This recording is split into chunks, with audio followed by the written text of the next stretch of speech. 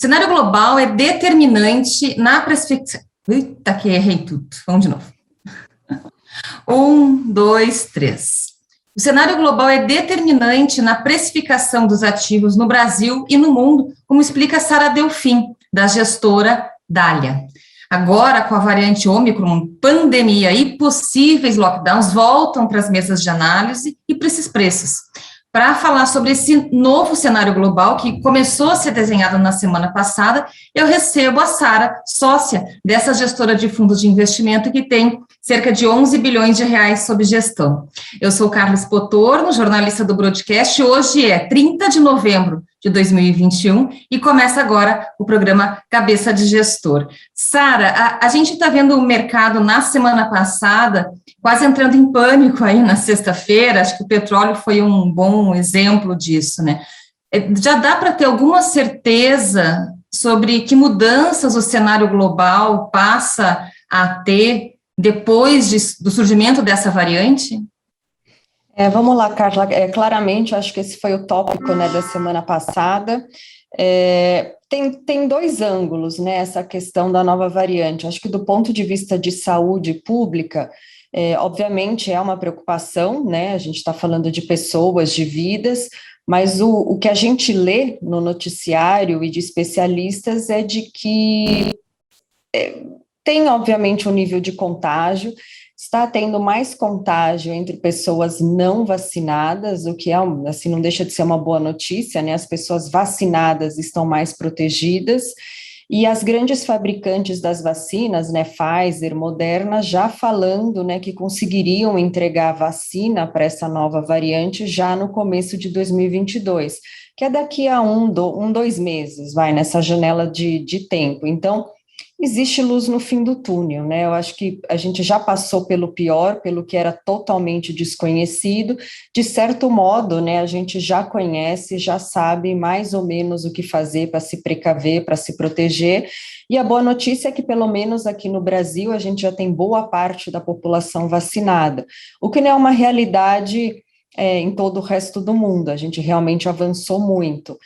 Mas isso pode até trigar, né, levar com que as pessoas que não se vacinaram, né, ganhem, então, vontade de se vacinar. E do ponto de vista econômico, é que eu acho que é mais preocupante, né, porque tem, como você bem disse, toda essa preocupação se teriam novos lockdowns, novos fechamentos, e isso impactaria crescimento, né, no mundo como um todo, e a gente depende do crescimento do mundo. Não tem muita clareza sobre isso, né? O que a gente tem visto é que as pessoas pelo mundo afora são contra novos lockdowns, né? Acho que as pessoas já não aguentam mais. A gente teve liberação de máscara, né, em muitos países, então talvez um primeiro passo seja você exigir novamente o uso de máscara, novos protocolos, mas talvez... Oi? O passaporte de vacina também, talvez seja, né, um instrumento que ganhe relevância agora. Sim, claro. Então, assim, ainda não tenho, né, eu acho que uma visão formal e uma visão definitiva sobre como o mundo, né, de forma geral, vai reagir a isso. Mas, assim, a gente tem uma cabeça de que o melhor vai prevalecer, né, é importante de que a gente já sabe como lidar. E eu acho, assim, que muitas interpretações da reação do mercado na sexta-feira foi muito porque, não aqui no Brasil, obviamente, né, porque a bolsa aqui já vinha sofrendo até por outras razões, mas principalmente lá fora, acho que o mercado queria algum motivo para alguma correção, né, porque o S&P subiu muito nos últimos anos, o Nasdaq também subindo muito, né, assim, é um tiro, né, quando você olha em qualquer janela de tempo. Então, acho que o mercado queria, né, uma desculpa para algum nível de correção técnica, e ela veio. Agora, o determinante para isso, acho que vai ser, de fato, né, a condução das políticas sobre essa nova variante, mas no todo a gente acha que cedo para dizer se isso impactaria, né, a questão de crescimento global, cadeia de suprimentos, não dá para ter ainda uma visão fixa, né, sobre isso. Sim, alguns analistas aí da sexta-feira passada para cá entendem que, eventualmente, caso aconteçam, seja necessário acontecer os lockdowns novamente, traria como um ponto positivo uma desaceleração ou até o não sobreaquecimento de algumas grandes economias, afastando aí o fantasma da inflação, sobretudo quando a gente olha aí Estados Unidos, né, por exemplo. Queria que você comentasse um pouquinho da visão que vocês têm para essa questão. Vira e mexe, a gente volta a discutir com maior ou menor preocupação a questão da inflação global, que, enfim, é um fenômeno que a gente está no Brasil também, nessa semana mesmo, esse início de semana, a gente viu aí relatório de mercado, quer dizer, não bastasse 2021, um estouro absurdo da meta do IPCA, 2022 já está perto do teto. Queria, enfim, falar de refúgio de vocês, qual a visão que vocês têm? Sobre essa questão da inflação, que é um fenômeno mundial, né, não é só uma característica que a gente está vendo aqui no Brasil, a gente tem uma visão um pouco diferente, viu, Carla? Não é uma inflação de demanda, na nossa opinião. Claro que você tem aí grandes economias crescendo bem, né, pós-pandemia, mas o que explica boa parte da inflação que a gente está vendo no mundo, na nossa opinião, são três coisas, né, principalmente. Petróleo, que explodiu pós-pandemia, a falta de chuvas não só no Brasil, mas em outras regiões aí pelo mundo que dependem, né, de água para geração de energia. E quando você soma, né, falta de chuvas e também petróleo, que acaba afetando o preço de frete, preço de fertilizantes, preço de insumos de modo geral, você acaba levando essa inflação para os alimentos. Então, aconteceram essas três coisas juntas esse ano. Então, o que a gente precisa para ver a normalização dessa pressão inflacionária, na nossa opinião? É que o petróleo baixe, você precisa aumentar o nível de oferta, você precisa que chova mais, e principalmente aqui no Brasil, porque conta de energia elétrica pesa muito no bolso do brasileiro, e com isso você conseguiria também dar uma amenizada na inflação de alimentos, né, com mais chuva e também com petróleo mais barato, porque tudo deriva do petróleo, né. Então, assim, a gente não acha que é uma inflação gerada por demanda, né, quando a gente põe a lupa aqui no Brasil, a gente tem um país que tem, sei lá, 14, 15 milhões de desempregados, então não é uma inflação de demanda, e também não há uma inflação de crédito, porque quando a gente olha a carteira dos bancos, os bancos não têm emprestado nos últimos anos. Então, se as pessoas não estão tomando dívida, porque elas já estão endividadas, né, a propensão a consumir é menor. Então, quando você normalizar cadeia de suprimentos, preço do petróleo e as chuvas, né, que reduziria aqui as bandeiras da conta de luz, isso já aliviaria muito a inflação. E essa questão do petróleo está no mundo, né? Acho que o Biden já percebeu, né? O Biden, inclusive, tem feito aí notícias, né, de que ele quer ligar para os árabes, para os russos, para todo mundo abrir a torneira e, de fato, aumentar a produção de petróleo, porque o problema da inflação no mundo é o custo de energia, né? Antes da pandemia, a gente tinha o petróleo, o Brent, sei lá, 60, 65 dólares. A gente está a 82, 85 dólares. E isso no mundo todo, né, afetando, né, toda a parte de logística, frete, insumos, e além do problema da cadeia de suprimentos também, né. Sim, que encarece tudo, né. E no Exatamente. caso, algumas decisões de Estado, de governo, podem ajudar, ou mesmo da OPEP. Agora, você falou das chuvas, né? Isso não tem torneira para abrir, né? E não tem muito mudar a matriz energética, né? Sim, aqui no Brasil a gente tem uma energia limpa, né? 80%, 85% da nossa geração vem da água. O que é bom, porque é uma energia limpa, porém, você depende, né, de São Pedro, você depende que chova, então por isso que é super importante, não só o Brasil, mas o mundo, caminhar nesse processo de transição energética, para você ter mais variedade e poder contar com outras opções num evento que você não tem chuva, né? Sim. E Sara, queria trazer um pouquinho a nossa conversa para dentro da Dália, da gestora, e te perguntar um pouquinho como está a estratégia da carteira. Vocês estão com uma exposição abaixo do neutro quando a gente olha o mercado de ações brasileiro. Queria que você comentasse um pouquinho, por favor. Tá, vamos lá. Isso já, meados do ano para cá, a gente começou um processo de reduzir risco na carteira como um todo, principalmente porque o nosso analista de commodities aqui, que acompanha muito de perto China, ficou um pouco intrigado com alguns indicadores que ele estava vendo e antecipou um pouco essa correção que a gente viria no preço das commodities. Então, a gente reduziu exposição a risco, reduzindo a alocação em commodities. A única commodity que a gente ainda ficou foi o petróleo, por essa visão, né? O problema de energia é mundial, se é um ativo escasso, o petróleo não tem por que cair, né? Pelo menos no curto prazo.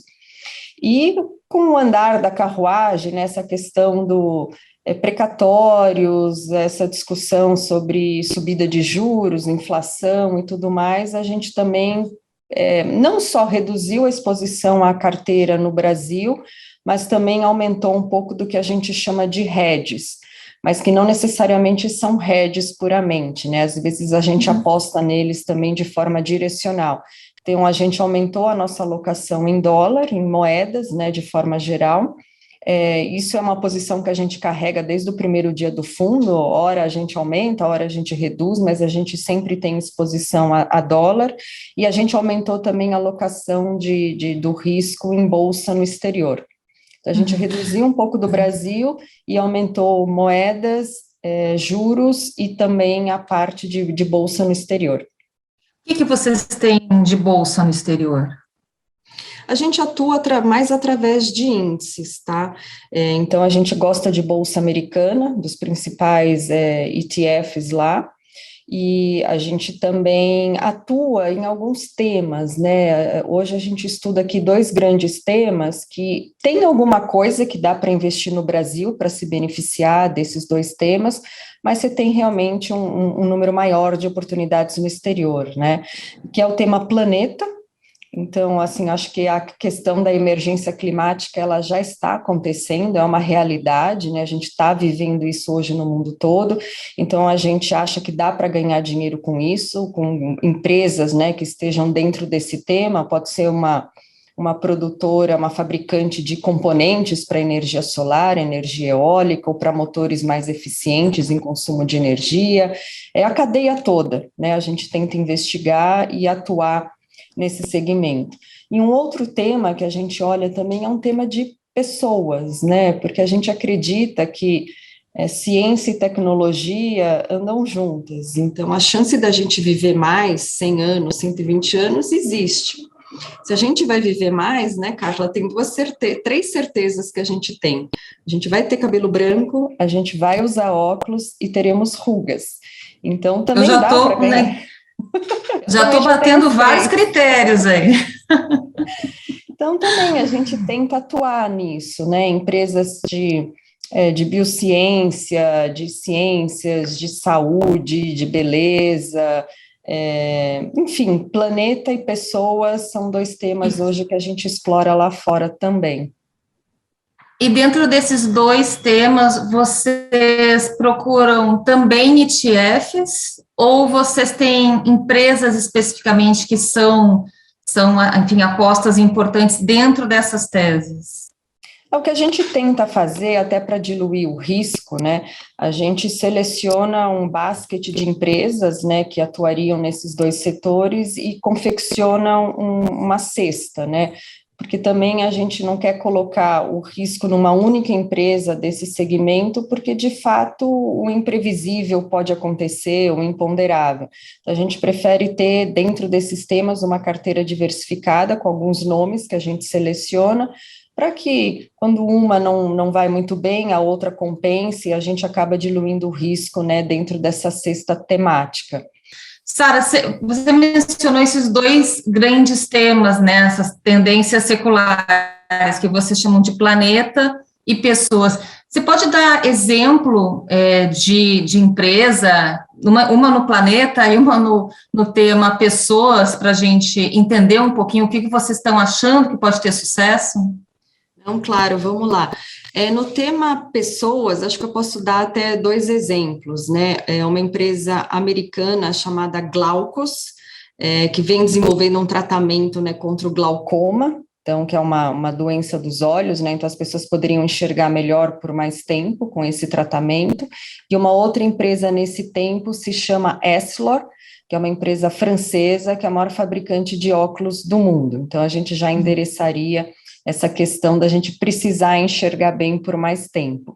E no tema planetas, um exemplo que eu gosto de dar é uma empresa holandesa chamada DSM, que ela patenteou agora recentemente, é como se fosse o Luftal do boi, né? É um remédio, um comprimido que o boi, ele soltaria gases, né?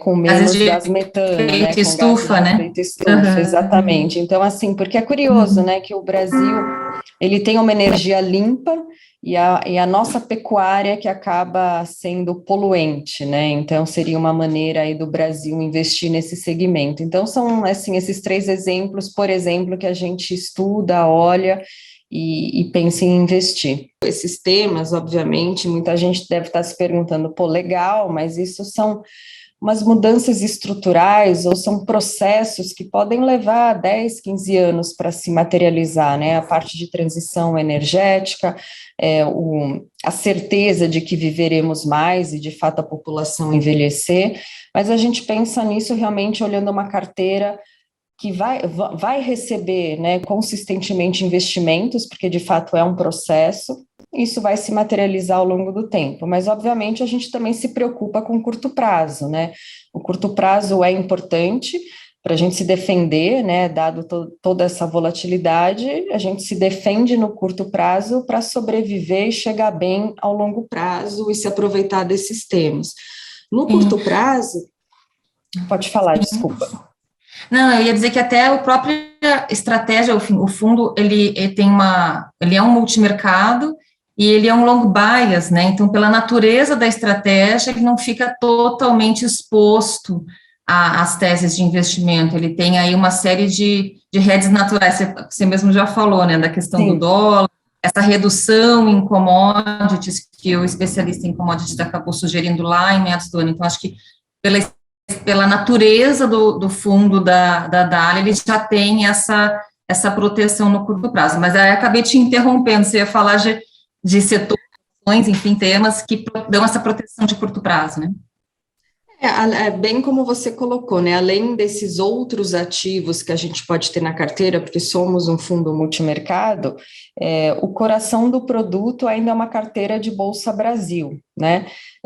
Então, assim, dada o curto prazo um pouco mais volátil, com algumas pontas fracas, como é que a gente faz? Porque a gente tem que ter essa alocação em Bolsa Brasil, né? Até para ter o benefício da tributação, que a gente é um fundo multimercado, mas com tributação de fundo de ações, né? Se você só paga o imposto no resgate. É uma carteira, assim, eu acho que a primeira defesa é sempre ter uma carteira diversificada, né, em diversos setores e diferentes empresas. O segundo é você olhando o macro, né, no Brasil, é tentar procurar empresas que, por suas próprias características, né, se descolam do ciclo econômico, então, independente do PIB de 0 ou PIB de 3, de juro de 2 ou juro de 10, ainda assim essas empresas conseguiriam se destacar e crescer mais do que a média da economia. Empresas que sejam fortes também, né, que não tenham dívida, que tenham um grupo de executivos bom, porque, na verdade, assim, as empresas são reflexo das pessoas que tocam a empresa. Então, se você tem ali um grupo de executivos que está alinhado com o acionista, está fazendo um bom trabalho, está com uma postura pé no chão, conservadora, está sem dívida, está com um balanço controlado e tem um bom produto ou tem uma boa marca, a gente acredita que essas empresas, de novo, a história se repete, né, Carla? Assim, essas empresas saíram fortalecidas da crise do ano passado e provavelmente, se a gente enfrentar um ano de 2022 muito difícil na economia real, essas empresas também são candidatas a saírem fortalecidas da crise, né? Por quê? Foi o que a gente viu ao longo dos últimos 2 anos, né? A gente teve recorde de fusões e aquisições, porque as maiores e melhores empresas, que são as empresas que estão na Bolsa, foram as compras, né? Compraram pequenos e médios competidores, que no momento de crise são os que mais sofrem, né? Tem menos acesso a crédito, tem menos tecnologia, então acabam gerando oportunidades de crescimento que não estão assim muito no radar, mas que podem acontecer. Nessas empresas, só para a gente finalizar, na Bolsa Brasileira, que vocês entendem que tem essa capacidade, essa resiliência, inclusive para 2022, né, esse ano eleitoral aí que a gente vai entrar, vocês estão com uma maior exposição, estão neutros em relação ao mercado, e até não sei se tem nomes que vocês podem abrir, os maiores nomes aí na carteira. Tá, sim, a gente, né, nesse processo de redução, né, por conta de uma volatilidade maior no Brasil e todos esses questionamentos que a gente já falou aqui, a gente foi para uma carteira um pouco mais, não sei se a palavra exata é conservadora, mas com nomes menos frágeis a um ciclo de baixa de crescimento aqui, com aumento de juros também. Então, a gente veio reduzindo, por exemplo, o varejo mais ligado ao e-commerce, por conta de você tem 6, 7 bons players nesse segmento, né?